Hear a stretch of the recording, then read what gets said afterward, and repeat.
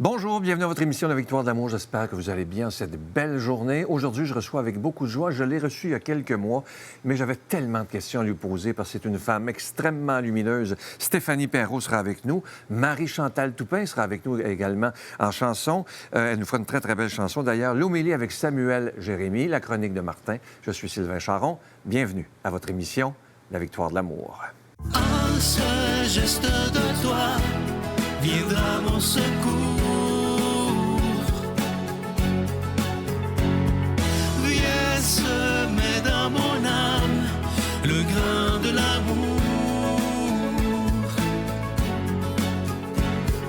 Je traverse un désert et je meurs de soif. Montre-moi le mystère qui garde la foi. Stéphanie, merci d'être là. Oh, merci. Parce que ça a été tellement une belle entrevue quand tu es venue il y a quelques mois que je me suis dit, il faut qu'elle revienne parce que j'avais encore plein de questions. Alors, on va continuer. Quand tu es devenue sobre il y a 7 ans, Oui. tu as vécu quelque chose que tu t'attendais pas. Et ça, je voudrais qu'on en parle parce que ça doit arriver à plein de monde. L'anxio-dépression. Oui. C'est quoi ça? Bien, en fait, c'est effectivement, Sylvain, tu l'as dit, c'est quelque chose que je ne m'attendais pas. Quand on arrête de boire, comme moi, quand on arrête de consommer, on pense que c'est ça la problématique. Et on apprend à travers les années, parce que ça prend du temps, que la substance n'est qu'une façon temporaire, en fait, de cacher ce qui se trouve vraiment à l'intérieur de nous. C'est pour ça qu'on dit 15 de la substance, 85 bien, je vais l'appeler la souffrance. Appelons-le 85 Ah oui, 85 se passe ça, à je savais l'intérieur pas, de ça, nous. là. Donc, moi, j'ai arrêté de consommer, très en colère, pendant la première année et demie, parce que je trouvais ça injuste, mais je savais que je ne pouvais plus aller là. Le seul chemin que j'avais devant moi était la sobriété, mais j'avais l'acceptation. C'est quelque chose, quand tu bois toute ta vie, ça ne se règle pas en l'instant d'une thérapie de 28 jours, ça, c'est certain. Donc, je suis restée dans la colère. Je suis restée aussi dans la non-estime de moi-même parce que on sait qu'à l'intérieur de moi, il y avait comme une espèce de guerre que je menais de moi à moi. Et j'ai continué comme ça parce que ma solution à moi, c'était d'arrêter de boire. Donc, tout le reste se faisait tout seul et c'est là que je me suis trompée. Ouais. Donc, est arrivé les attaques de panique, qui est arrivé la première fois soudainement en voiture où ça part du bout des pieds puis ça te paralyse, et de plus en plus fréquente. Et je ne pouvais plus prendre mon auto, je ne pouvais plus aller faire mon épicerie. C'était si pire que ça? Ce qui était si pire que ça, c'est que je ne mesurais pas l'ampleur du déni, en fait, de ce que je ressentais. Parce que tout était là quand même et j'étais braquée avec la colère et je restais dans la même situation. Quand on enlève quelque chose, puis on souffre, puis on reste dans la souffrance, puis on ne l'améliore pas, soit qu'il y a des gens qui peuvent être abstinents, mais qui ne sont pas en rétablissement. Donc, j'adore la nuance. Oui, on ne consomme pas, mais je ne me rétablis pas. Donc, je suis constamment en train de me dire, je consomme pas, mais je reste dans ma souffrance. Donc, j'accumule quelque chose à l'intérieur on accumule quelque chose à l'intérieur de nous. Et ce qui partait de loin, c'était du trouble alimentaire à l'alcoolisme, à un paquet de relations dans lesquelles j'étais pas confortable, à une guerre que j'entretenais avec moi-même, Sylvain, qui était plus grande que tous les autres défis que j'aurais auxquels j'ai traversé. C'était plus grand que la dépendance. La haine que je me portais est devenue tellement grande que mon corps a commencé à réagir. Je ne l'ai pas écouté. Mais d'où vient cette haine de toi? Je ne sais pas si on est capable... Tu sais, souvent, on dit, mais qu'est-ce que tu as? Pourquoi tu buvais? Ou pourquoi... Est-ce qu'on a vraiment une raison? Parce que moi, je ne mettrais pas ça sur la faute de n'importe qui. Il n'y a personne qui m'a forcé à avoir ces comportements-là. Donc, est-ce que c'est ma personnalité? Mais assurément que c'était l'expérience que je devais vivre ici, maintenant, pour être capable de cheminer puis d'avoir accès au bout, d'avoir accès à ça ici. Ça ici, c'est le cadeau que j'ai pour avoir pris soin de cette haine-là et de cette colère-là. C'est ça, le genre de cadeau que je reçois maintenant. Donc, j'ai continué là-dedans, puis à un moment donné, je me disais, « Ah, je suis une petite anxieuse. » Fait que prends des médicaments, prends des pilules pour dormir, tu dors plus. Puis à un moment donné, mon médecin dit, « Stéphanie, je ne sais plus quoi faire. Il n'y a plus rien qui marche. » Et les attaques de panique sont tellement grandes que je vous laisse vous imaginer que mon fils, il est à 2 minutes en voiture de chez moi, puis je dois porter une couche pour aller le porter à l'école. Parce que mon corps, il m'abandonne et moi, je n'en prends pas soin. Je me dis que je suis comme ça, puis je suis dans un état constamment en état de panique. Puis à un moment donné, l'ambulance est arrivée à la maison 2 fois en 48 heures. Ils sont venus me chercher parce que j'étais... C'est comme si... Ça t'a mené à l'hôpital, à l'urgence. À l'urgence. Et le but était de rencontrer une psychiatre. J'ai pas eu le temps de prendre rendez-vous. Je suis allée. Je me suis rendue à l'hôpital. J'ai eu un suivi pendant 1 an. Justement, j'allais à mes rendez-vous en chaise roulante. Mon corps m'avait littéralement abandonnée. Et c'est là que la psychiatre m'a dit, tu fais une anxio-dépression. Puis une anxio-dépression, la solution n'est pas d'être hospitalisé et d'aller prendre soin de nous. Et les 14 premiers jours, j'ai pas fermé l'œil. Donc, pas de sommeil. Ce que ça fait, c'est que ça augmente tous les symptômes. Et pendant 3 mois, 3 mois, c'est 90 jours. 90 jours à se vider le corps de souffrance et de larmes et de cris en suppliant Dieu. Qu'est-ce que j'ai fait de pas correct? Qu'est-ce que j'ai pas compris encore? Mais tu as compris que ça venait pas de lui. J'ai compris que ça venait pas de lui. Puis ce que j'ai compris qui est le plus important, c'est que c'était de l'amour. En fait, c'était la seule façon pour moi de me remplir d'amour que de Fallait vider. que tu passes par là. Il fallait que je vide mon corps de cette haine. Tu dis à un moment donné, il y a une phrase importante dans la recherche, tu dis « j'avais un trou au fond de mon cœur ». Oui, j'avais un trou dans le fond de mon cœur. Oui, un trou dans le fond de mon cœur.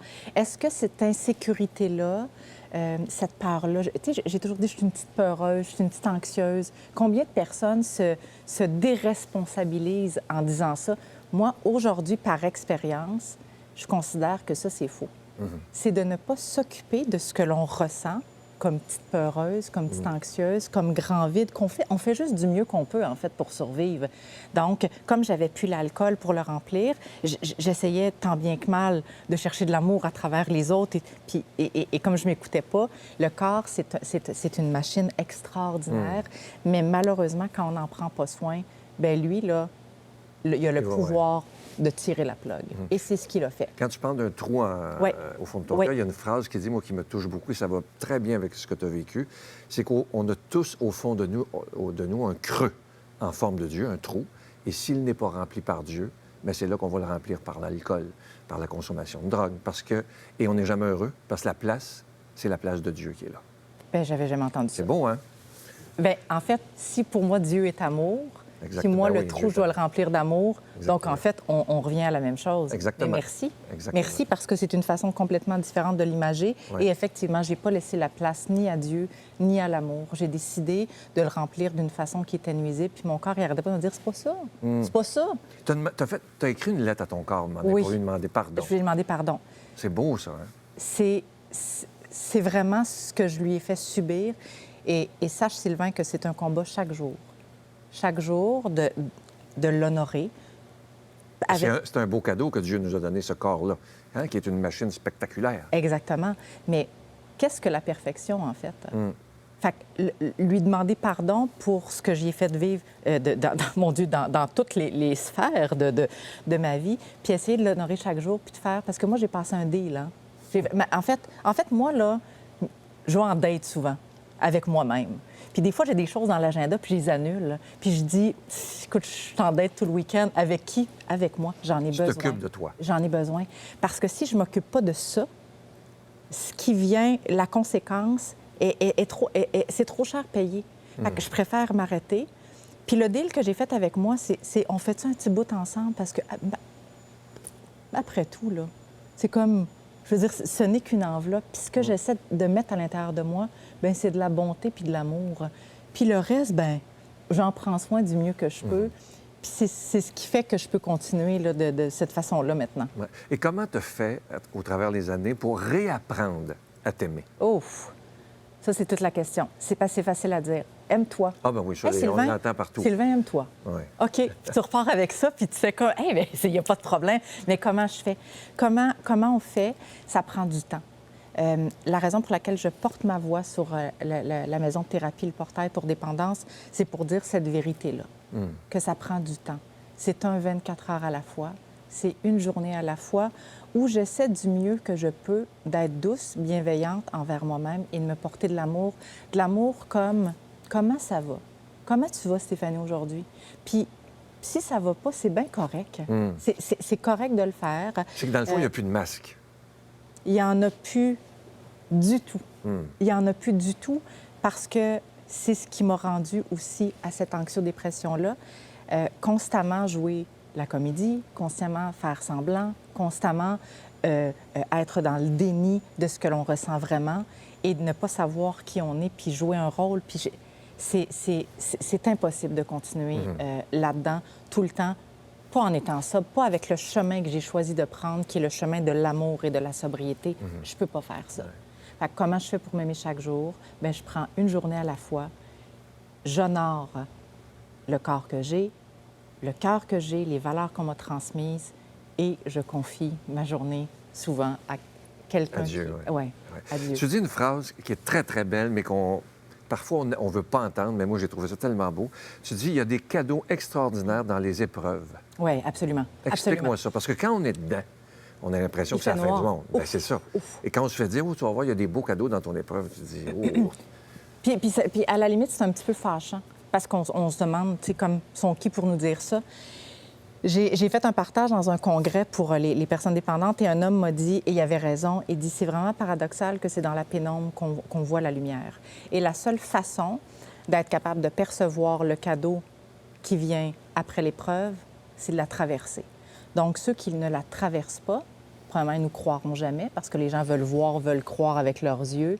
Mais souvent, le cadeau, il est juste derrière la porte, mais le fait de la traverser, c'est difficile.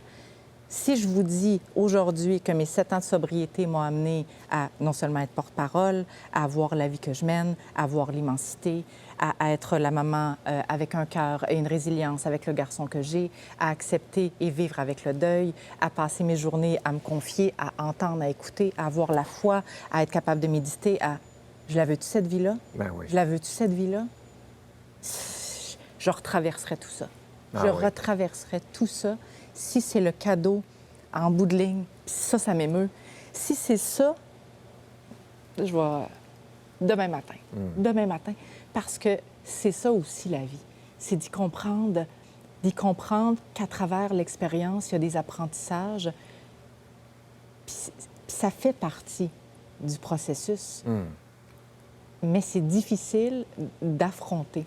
On le sait, c'est difficile de dire qu'il y a plus beau. Donc, on reste là, on souffre, on attend, puis on n'a pas accès au merveilleux, en Oui, fait. tout à fait. Vraiment. Et une question qu'on se pose toujours souvent quand on connaît quelqu'un qui a eu des dépendances, bon, etc. Est-ce qu'il y a une peur, même après 7 ans, Oui. de dire, est-ce que je pourrais m'enfarger d'un fleur du tapis, puis retomber? Toujours. Toujours. Nombreuses personnes disent, je suis un bras de mon prochain verre. Moi, je suis un bras de mon prochain verre d'eau. Santé. La raison pour laquelle on est c'est une maladie, en fait. C'est que ça le dit, c'est une maladie. Donc, se déresponsabiliser en disant, ben moi, j'ai une maladie, c'est comme, c'est en prendre, il faut qu'on prenne soin de ça tous les jours. Est-ce que j'ai peur de boire? Non. Est-ce que j'ai demandé à Dieu de m'enlever la soif? Absolument. Il te l'a enlevé. Il me l'a enlevé. T'es rayonnante aussi. Ah, bien, ça, c'est gentil, par exemple. Mais Je t'aurais pas invité 2 fois, là. Mais ça, vous avez raison, je vais le prendre comme un compliment. Mais il y a quelque chose dans cette découverte-là, là, Sylvain, qui... Je peux pas garder ça pour moi. Je peux pas garder la façon dont je pour moi, la façon dont je respire maintenant. La façon dont mon cœur est capable de s'ouvrir, la façon dont mon cœur est capable de pardonner, la façon dont mon cœur est capable d'accepter, je peux pas. Parce que ça existe, ça existe. Vraiment. Le vrai bonheur existe. Le vrai bonheur existe et on doit se faire tenir la main, on doit tenir la main des autres et on doit avoir confiance au processus. Ouais. Que la vie est belle, qu'il y a un chemin tracé pour nous, qu'il y a quelqu'un qui s'en occupe, puis qu'on doit... On doit avancer, Ouais. vraiment. C'est déjà fini. Non, ben non, Ben non. oui! Ben là, on est à 2 mains cette fois-là. Oh, ben Écoute, non! merci d'être aussi rayonnante. Merci, tu Sylvain, dégages merci beaucoup de beaucoup. sérénité. Merci. Et quand je le sens, je le dis. Et je t'apprécie énormément. Moi aussi, beaucoup. Et je t'offre une belle chanson, et à vous aussi à la maison, interprétée par Marie-Chantal Toupin, Sans regret.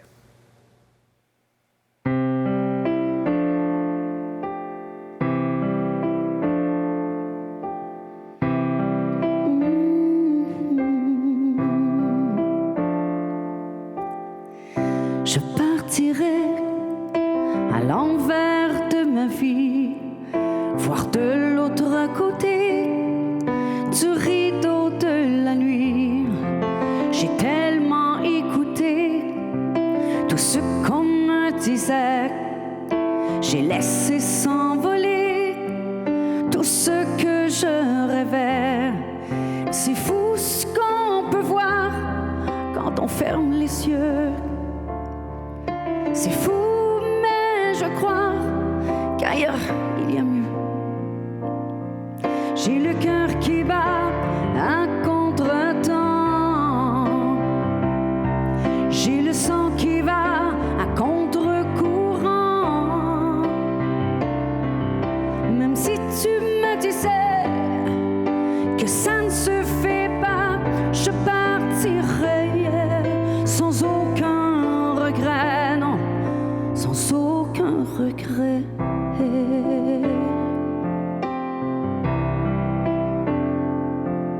Qu'est-ce que j'en ai à faire de toutes vos promesses qui m'ensarmentèrent au fond de mes faiblesses?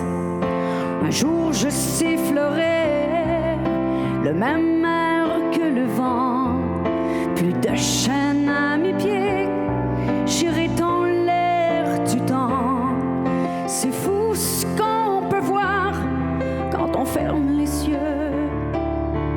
C'est fou, mais je crois qu'ailleurs il y a mieux. J'ai le cœur qui bat à contre-temps. J'ai le sang qui va à contre-courant. Même si tu me disais que ça ne se fait pas, je partirai sans aucun regret, non, sans aucun regret.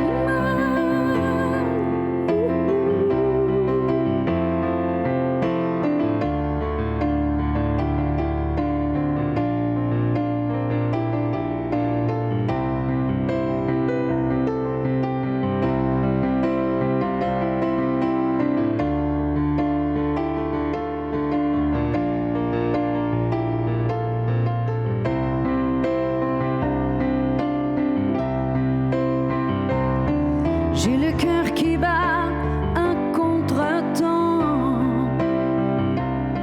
J'ai le sang qui va à contre-courant. Même si tu me disais que ça ne se fait pas, je partirai sans aucun regret, sans aucun regret.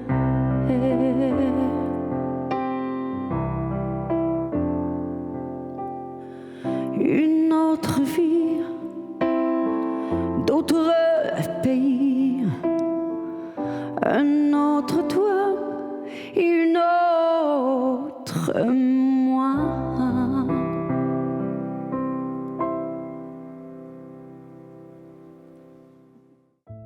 Notre Père qui es aux cieux, que ton nom soit sanctifié, que ton règne vienne, que ta volonté soit faite sur la terre comme au ciel. Donne-nous aujourd'hui notre pain de ce jour. Pardonne-nous nos offenses, comme nous pardonnons aussi à ceux qui nous ont offensés. Et ne nous laisse pas entrer en tentation, mais délivre-nous du mal, car c'est à toi qu'appartiennent le règne, la puissance et la gloire pour les siècles des siècles. Amen.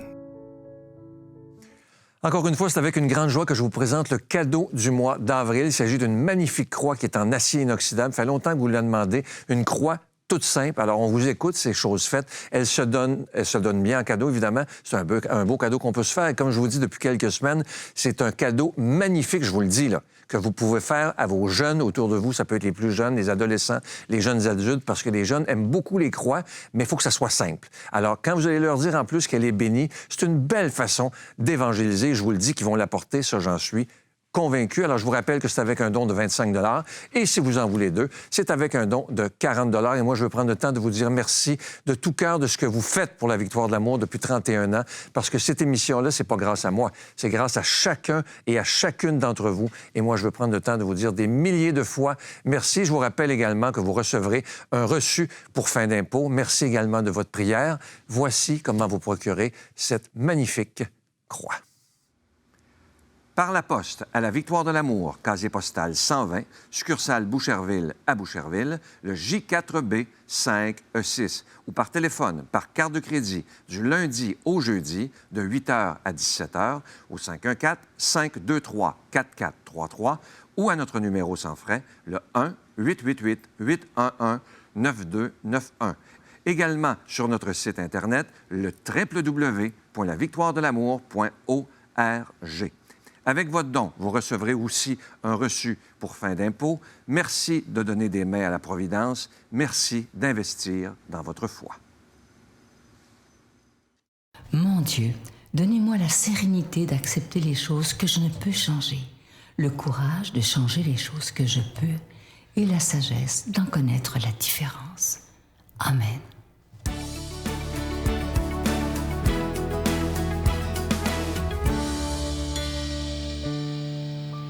Bon dimanche matin, les victorieux et les victorieuses. Bon dimanche matin. Merci de m'accueillir. OK. Des fois, je me lance dans des thèmes que je suis pas trop sûr moi-même. Qu'est-ce que je veux dire avec? Mais l'élan était tellement fort quand je l'ai écrit qu'on...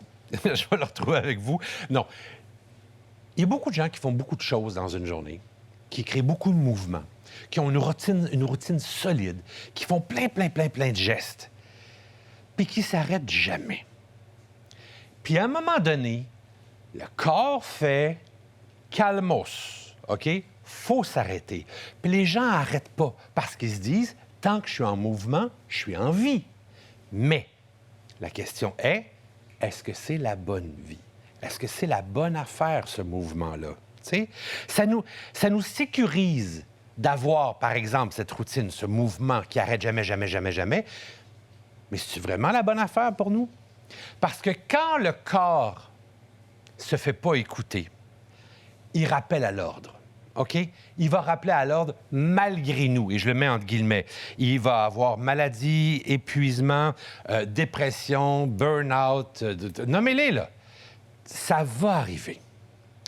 Gilles Vigneault disait dans une de ses chansons, « On fait des pas, des mots, des gestes. On chante pour oublier sa peur. » Il y a dans le mouvement quelque chose, le mouvement répétitif, le mouvement qui ne nous va pas. Et on s'est rendu compte que c'est beaucoup plus facile s'auto-détruire à bouger beaucoup que de prendre patience dans la guérison, ou dans la pause, ou dans l'arrêt. Celle qui charge la batterie. Et c'est celle-là qu'on veut, cette pause-là. Vous n'avez pas à tout comprendre ce qui va se passer pendant la guérison, mais vous avez justement à lâcher lousse sur le désir de tout comprendre. Il faut arrêter pour savoir où est-ce qu'on va. Les émotions que tu veux pas, à un moment donné, vont popper. Ce que tu caches dans ton mouvement, ça va sortir en crise, en impulsivité, en colère, en toutes sortes d'affaires. Alors, il ne faut pas confondre être occupé et bien aller, parce que c'est deux discours totalement différents. Écoutez la petite voix qui dit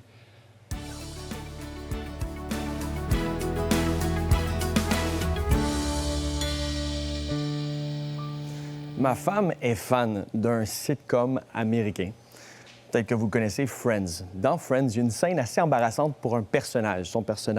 Ce personnage-là, c'est Chandler. Chandler, il a un nouveau boulot, puis alors qu'il se retrouve à ce nouveau boulot-là, bien, il se fait passer pour un autre par accident. En fait, il se fait appeler Toby, alors que c'est pas son nom. Son nom, c'est Chandler.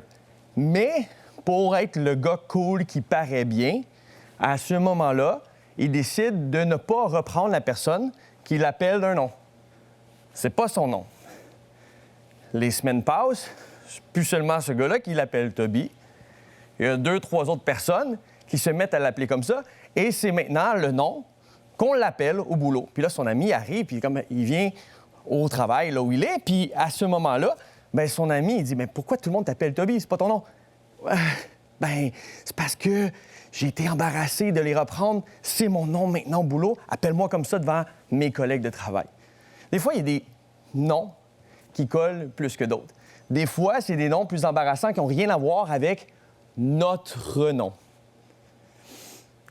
Ici, dans cette histoire, dans le passage du jour, dans Jean, on voit Thomas qui subit de ce même syndrome.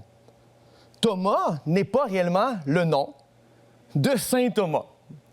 Thomas, c'est son surnom. La Bible nous dit que Thomas veut dire le jumeau.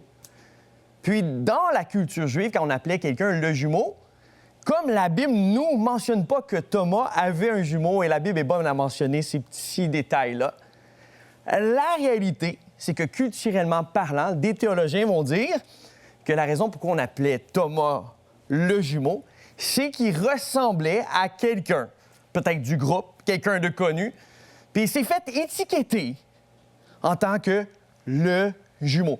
C'est comme si tu te joins à une classe, à un nouveau groupe, tu te joins à une nouvelle communauté, à une église, tu te joins à ton nouveau boulot, puis tout à coup, on t'étiquette le jumeau parce que tu es, en quelque sorte, le deuxième arrivé, puis tu ressembles à l'autre. Donc, en gros, quand tu y penses, Thomas a vécu toute sa vie de ministère alentour de Jésus. Puis aujourd'hui, on le connaît encore comme la copie d'un autre. Je trouve ça plate. Moi j'y pense. Mon nom, c'est Samuel Jérémie Gingras. J'ai pas envie de me faire appeler quelque chose d'autre que ça. Ou d'arriver à quelque part, puis parce qu'il y en a un autre qui était là avant moi, moi, je deviens la copie de ce gars-là. Même si je lui ressemble, tant mieux, ça veut dire qu'il est beau. La réalité, c'est que je porte ma propre identité. Et il a été identifié comme ça par même ceux qui ont écrit les 4 évangiles. Ça a collé jusqu'au bout. Ça a collé jusqu'au bout. Ayant collé jusqu'au bout, j'ai envie de dire une chose. Ce surnom-là n'a pas réellement collé pour Jésus. Parce que Jésus connaissait réellement l'identité de Thomas. Et pas une fois est-ce qu'on voit Jésus s'adresser à Thomas comme Thomas. Pourtant, on sait très bien qu'à toutes les fois que Jésus parle à quelqu'un, il connaissait le nom de la personne, puis il s'adressait à cette personne-là. Il s'adresse à Pierre comme Pierre. Pierre, il s'adresse à Marie comme Marie. On le voit plusieurs fois. Toutes les fois que tu vois une interaction, il va parler à Marthe. Il va dire « Marthe, Marthe ». Il va même parler à Zachée. Zachée le connaissait pas, puis lui, il connaissait pas Zachée, même s'il le connaissait parce qu'il est Dieu. Mais il s'adresse à Zachée, puis il dit « Hey, Zachée ». Fait qu'on voit que Jésus avait ce bon réflexe d'appeler les gens par rapport à leur nom. Mais pas une fois, quand on étudie les évangiles, est-ce qu'il appelle Thomas Thomas. Les autres pouvaient l'appeler comme ça, mais pas Jésus.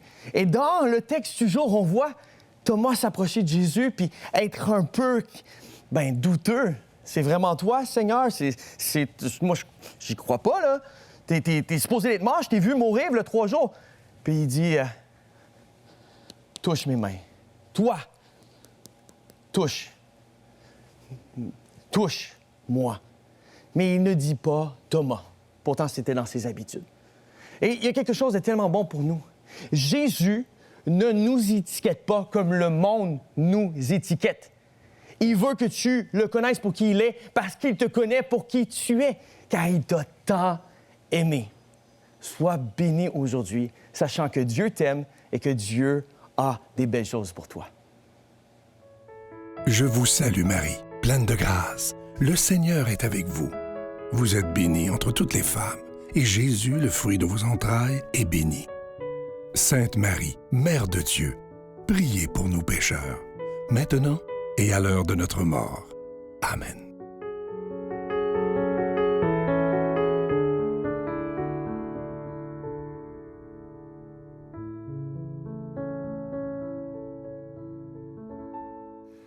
C'est incroyable comment elle est lumineuse, cette Stéphanie Perrault. C'est vraiment absolument très touchant pour moi. Et je veux m'adresser à ceux qui vivent justement cette épreuve de la dépendance, quelle qu'elle soit. Voyez à quel point on peut s'en sortir. Et c'est ça, moi, que je trouve extraordinaire. C'est pas une fatalité. Elle a décidé, il y a 7 ans, que c'était assez.